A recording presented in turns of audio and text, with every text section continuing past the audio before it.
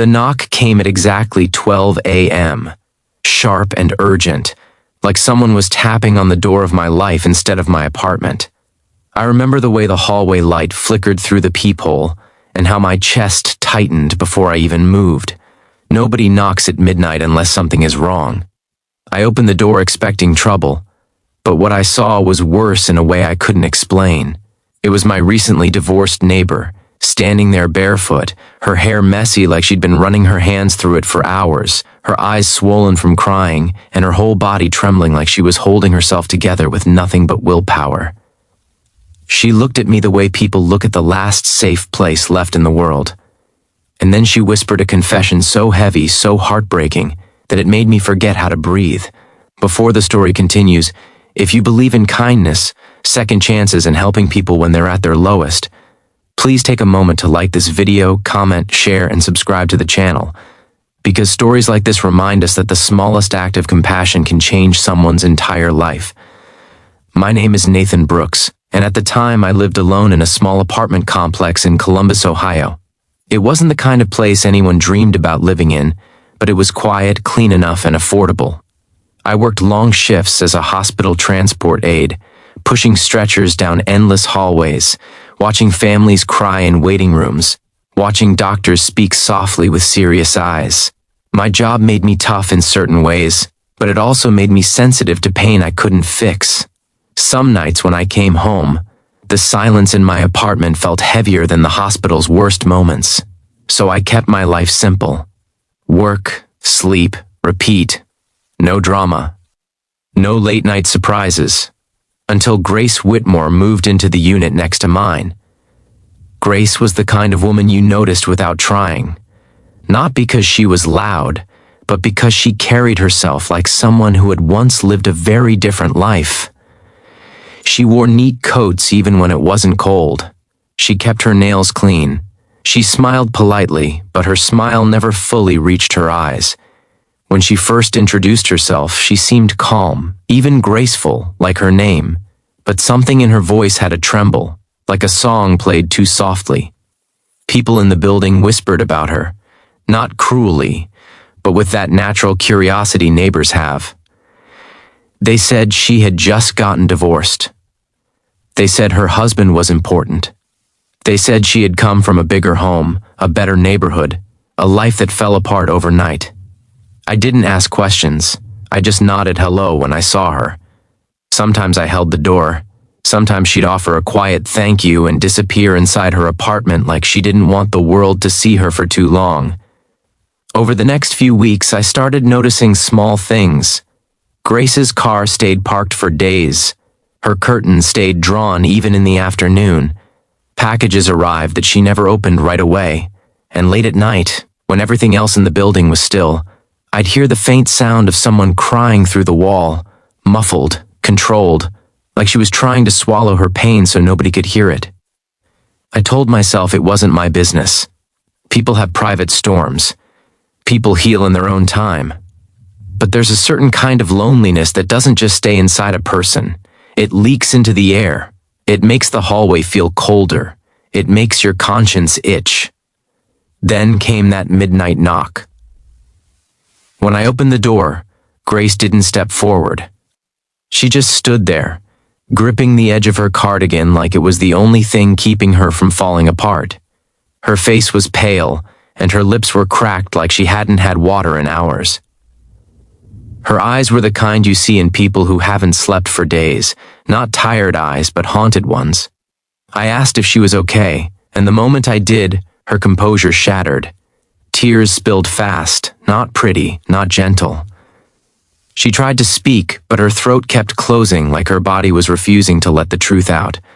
I guided her into my apartment carefully, like she was something fragile that could break if I moved too fast. I sat her down on the couch and handed her a glass of water. My hands were steady, but inside I was panicking.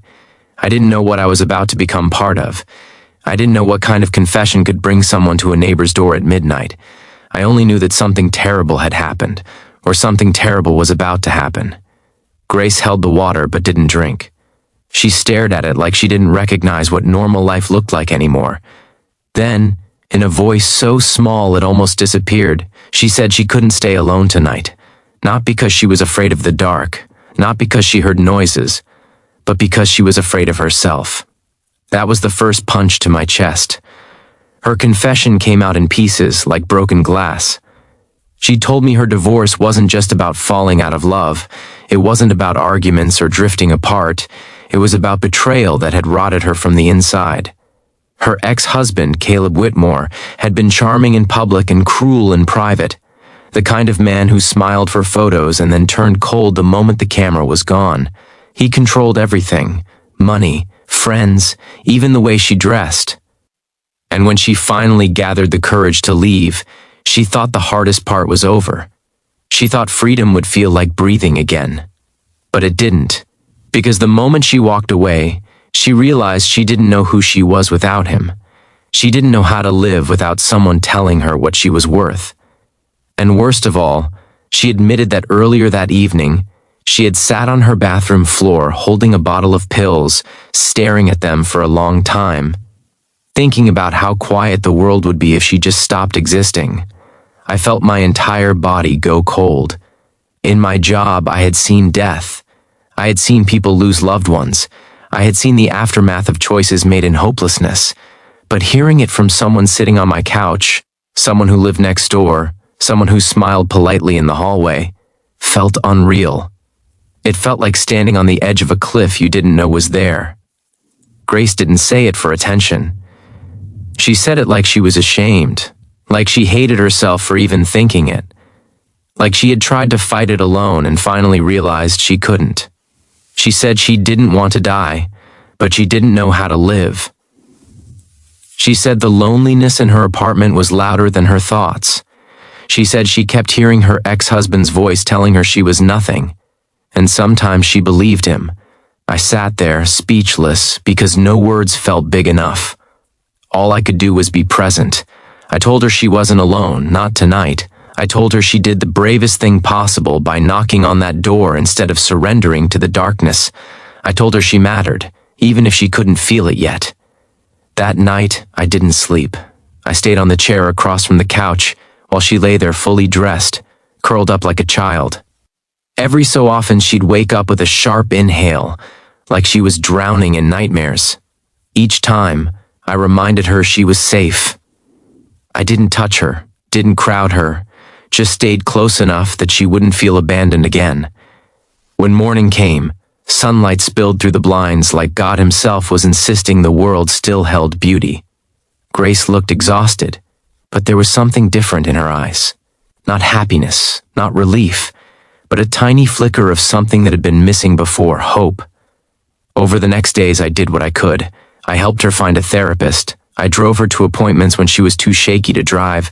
I encouraged her to eat small meals. I reminded her that healing wasn't linear.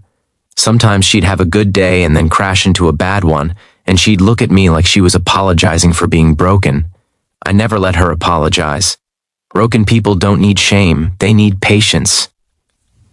Grace slowly began to tell me more about her life, how she used to paint when she was younger, how Caleb had mocked her for it and told her it was childish, how she stopped doing anything that made her feel alive because she was trying to keep her marriage alive. She confessed she hadn't spoken to her sister Hannah in years because Caleb convinced her family was toxic. She confessed she had no savings because Caleb controlled the accounts. She confessed she felt like she was starting life over at 34 with nothing but grief. But then, something began to shift. One afternoon, I came home from work and saw Grace sitting on the apartment building's front steps, holding a small sketchbook.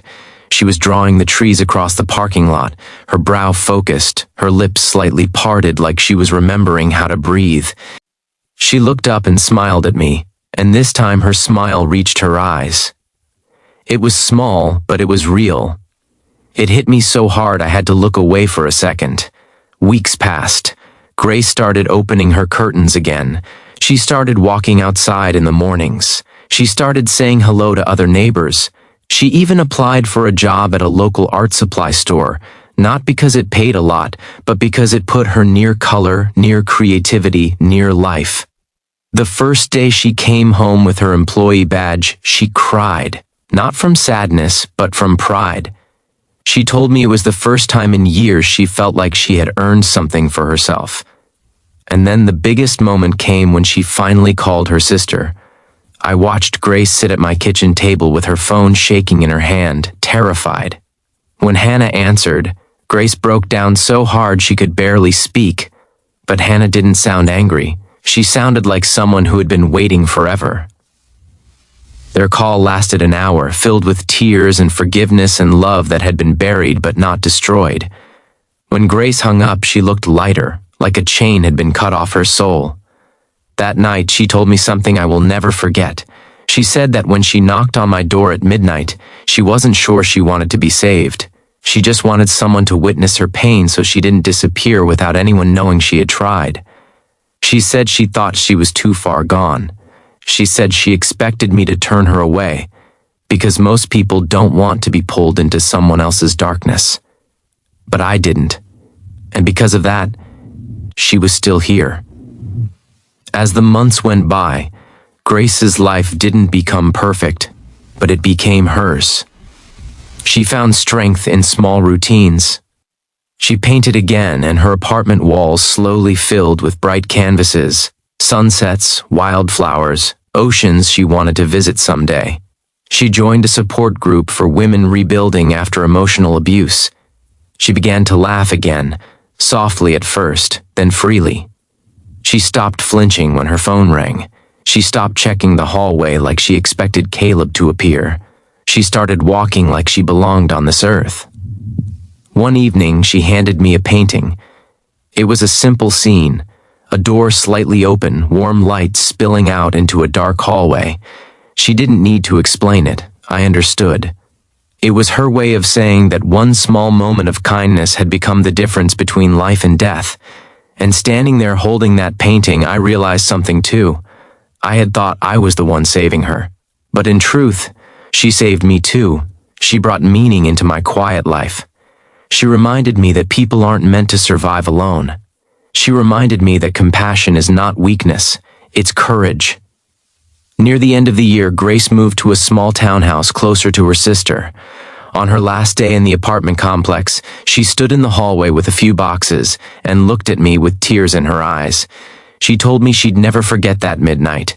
She told me she'd never forget the way I didn't ask questions first, didn't judge her, didn't treat her like a problem. She said I gave her something she hadn't felt in years, safety. And when she walked away, I didn't feel lost the way I expected. I felt gratitude, because she didn't walk away broken anymore. She walked away healed enough to keep going. Now, I want to ask you something from the heart. Before the ending, please comment one thing below. Have you ever been saved by someone's kindness? Or have you ever saved someone just by being there? Your words might give hope to someone reading the comments tonight.